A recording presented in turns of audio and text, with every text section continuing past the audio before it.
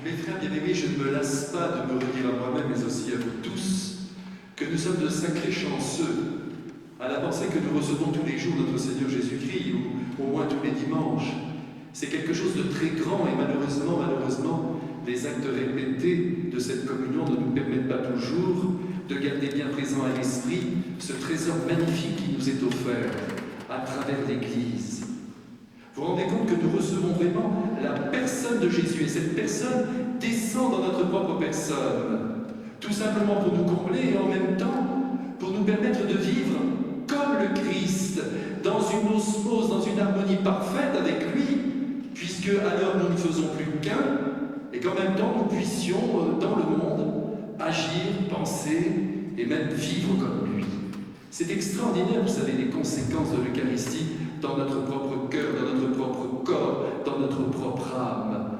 Et je voudrais aujourd'hui, dans cette maison de la Sainte Vierge, puisque vous y êtes venus avec beaucoup de plaisir, que vous réalisiez avec moi comme jamais que Marie nous redonne Jésus d'une manière extrêmement réaliste.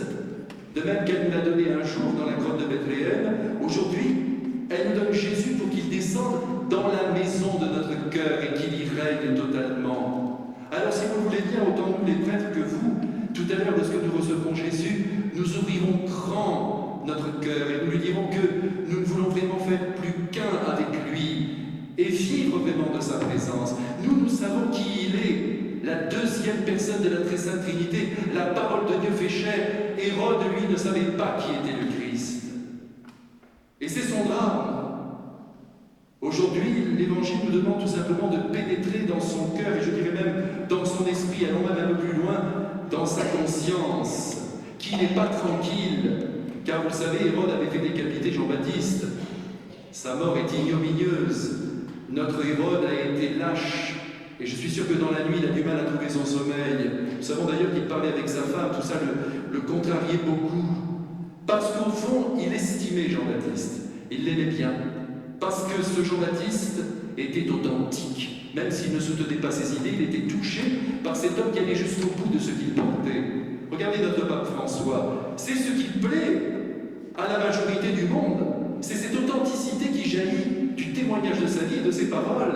Une authenticité, une simplicité. C'est ainsi qu'était le Christ et c'est ainsi que doivent être tous ces suivants que nous sommes, tous ces chers enfants qu'il a enfantés dans son sang sur la montagne du Calvaire. Je pense donc, permettez-moi de le penser, que Hérode était intérieurement extrêmement préoccupé par ce qu'il avait fait.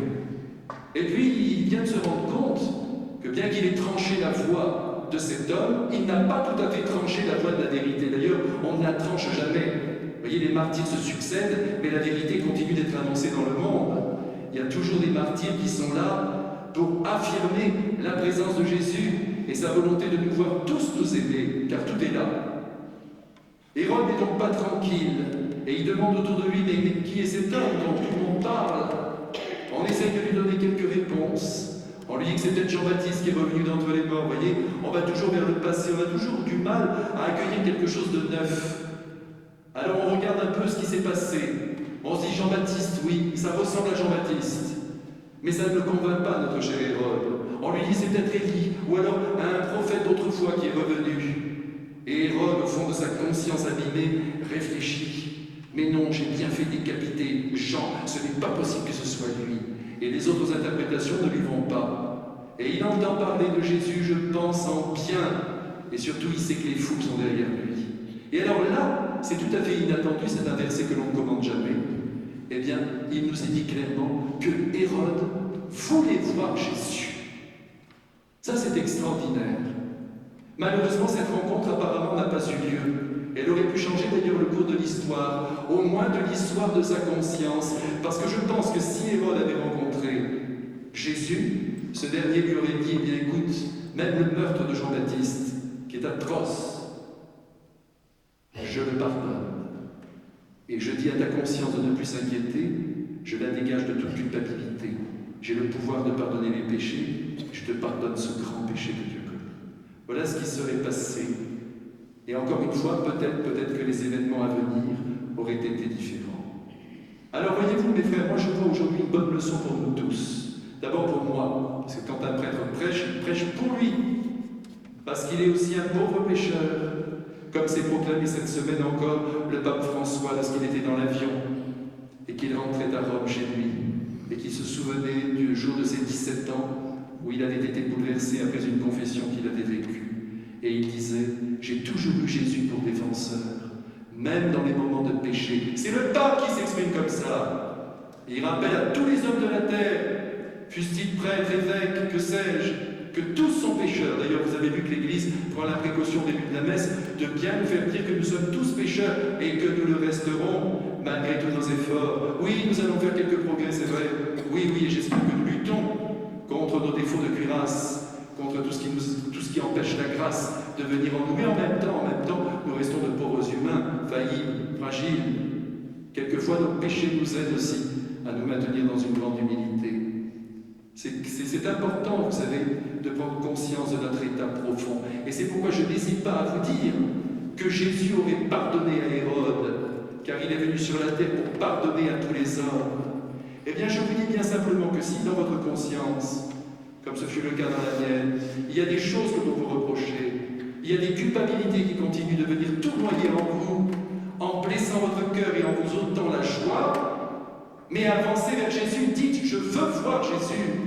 Et où le voir, si ce n'est d'abord dans la prière, au plus profond de son cœur. Vous savez, je vous l'ai dit il y a un instant, il est votre défenseur. C'est lui votre avocat. Tous les hommes vous condamnent, Jésus est de votre côté, même si ce que vous avez fait est grave, objectivement. Donc tout de suite, vous lui demandez au fond de votre cœur, mon Jésus, pardonne-moi, je regrette ce que j'ai fait. C'est compliqué ce qui s'est passé. C'est le premier acte à poser. Puis ensuite, vous le savez, une bonne confession auprès d'un prêtre pécheur qui a reçu les pouvoirs de communiquer ce pardon. Vous approchez, vous sortez de là, vous serez heureux.